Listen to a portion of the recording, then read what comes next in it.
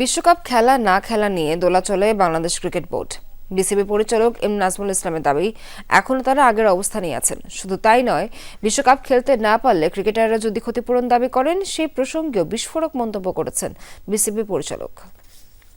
Bangladesh cricket বোর্ডের কোনো ক্ষতি হবে না, ক্রিকেটারদের ক্ষতি হবে। ক্রিকেটারদের ক্ষতি হবে তার কারণ হচ্ছে যে ক্রিকেটাররা খেললে প্রতিটা খেলায় তারা এক ধরনের ম্যাচ ফি পায়।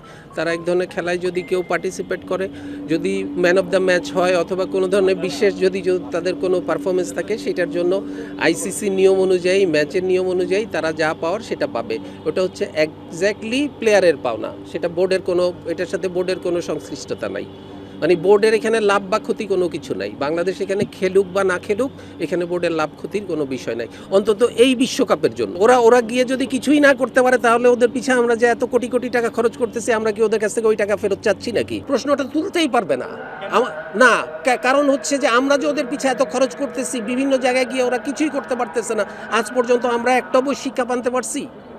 কোনো একটা জায়গায় আমরা কতটুকু কি করতে পারছি? আমরা তাহলে তো প্রত্যেকবারই আমরা বলতে পারি যে তোমরা খেলতে পারো না, তোমাদের পিছে যা খরচ করছি এটার তোমরা এবার তোমাদের কাছ থেকে আমরা নিতে থাকি, ফেরত দাও।